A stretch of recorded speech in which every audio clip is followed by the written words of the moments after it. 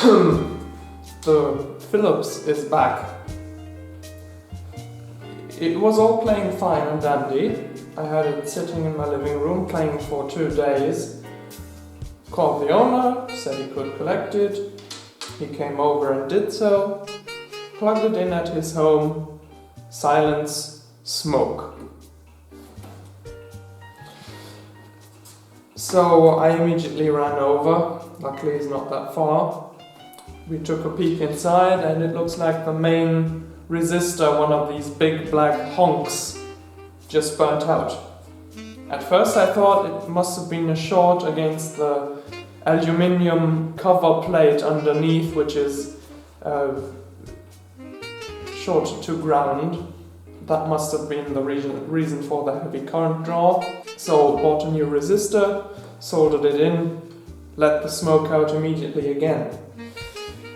So I thought that maybe it's just that the power reading was just bad, so I hooked 4 of them together in series and in parallel to make one big resistor. That one let the smoke out as well. So something seriously has gone wrong with this over the course of transport, I guess. Well, we'll have to open it up, see, and for all of you that were a little disappointed that it was only capacitor change, we've got a little bit of troubleshooting for you as well. Okay, so where are we in the radio? We're very early in the power stage.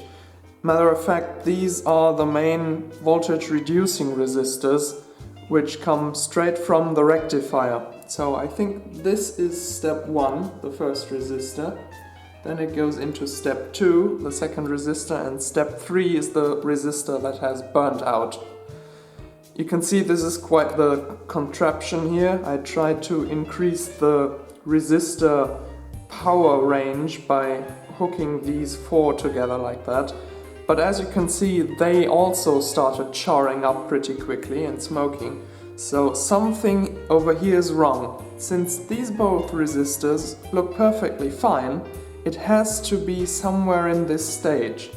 And the thing, you know, if you're not going to burn out one of these guys just as quickly as that without some serious short. So when we take a measurement from this point here straight to ground with the radio switched on,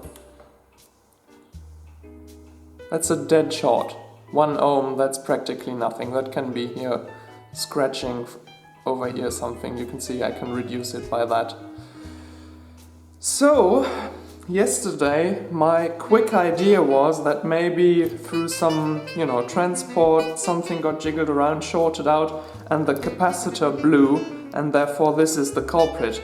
I snipped the ground lead away from this to make sure that this thing has indeed not got a short in it, and it doesn't. As a matter of fact, switch it to capacity and go across here. And there you go, there's your 50 microfarads. So we can solder that back into place and call it good. And then we'll have to go further down the line and see where the short exactly is. Then from here, you can see this line showing plus. And you will find that almost everywhere in the radio where high voltage is needed. Right here, right there, here, there, here, here, there. So rather than inspecting each individual point, what I'm going to do first is see which valves are actually connected to that single plus and pull them out. See if that changes everything, because there might just be a short, somewhere in the tube that I don't know of. Just to eliminate that as a cause, it's the easier step before I start desoldering stuff.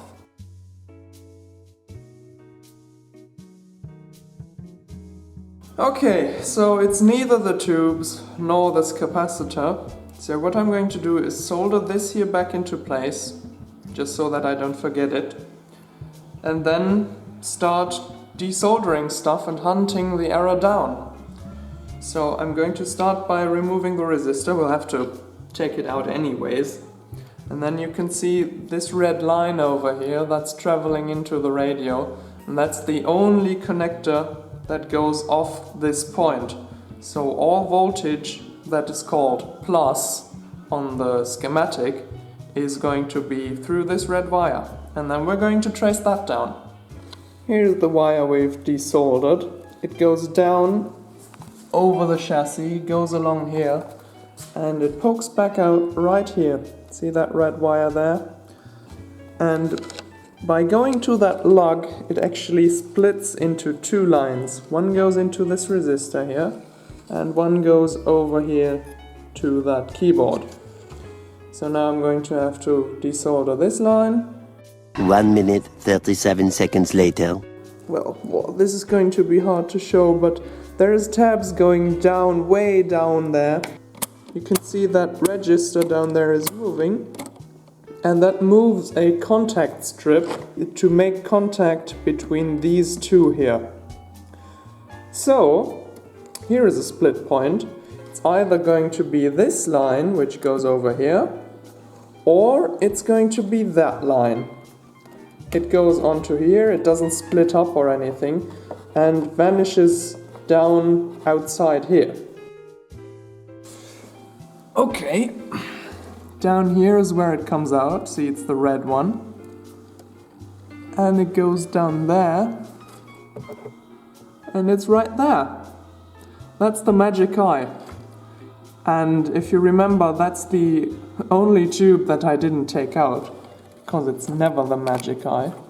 So let me remove this from the socket and see if there's anything immediately obviously wrong here. The magic eye is still in the socket.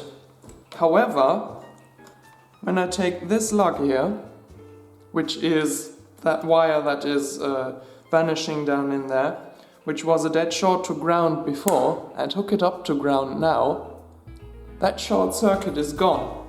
It's 1.5 megohms, maybe you can read it right over there, but it's not zero.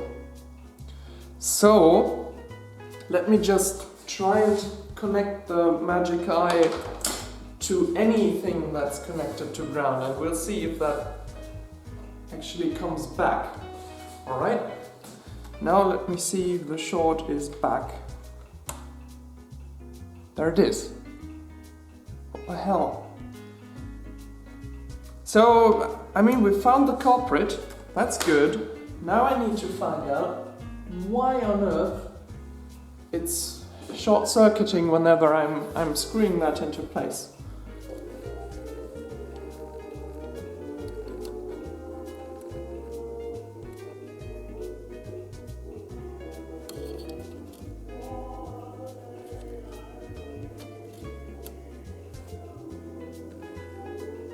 Oh. Okay, I don't know if you're going to believe me here. You'll just have to. But this resistor connects to red, right? Was bent down like this. And this tab here, don't even know if you can see it, right underneath the red, that's connecting to ground. And I bent that resistor up and the short was gone. Remember what I said I was going to do with the customer? I'm going to tell the customer if he wants to how to install a new magic eye that is pretty dumb. Well, apparently I bent that resistor down and showed him how not to change a magic eye. Sometimes it's that simple. And that can sometimes be enough to fry your radio. I restored the status quo underneath the radio. So this wire here is back in place. And I put in a fresh resistor. And now we're going to power up the radio upside down so that I immediately see if this thing lets the smoke out again. I did check, there is no more short circuit against ground here, so my hopes are high. This is as tall as I can get the tripod up. So this is the green resistor that you should be looking for. And, well, let's power it up. like so. Finger on the off switch.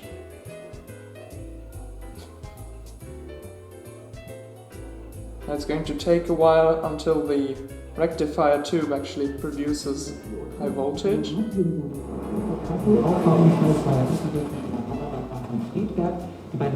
There is the radio again. A6 Mannheim Heilbronn zwischen Bad Rappenau und Heilbronn und Eisesheim 7 Kilometer Stau für LKW.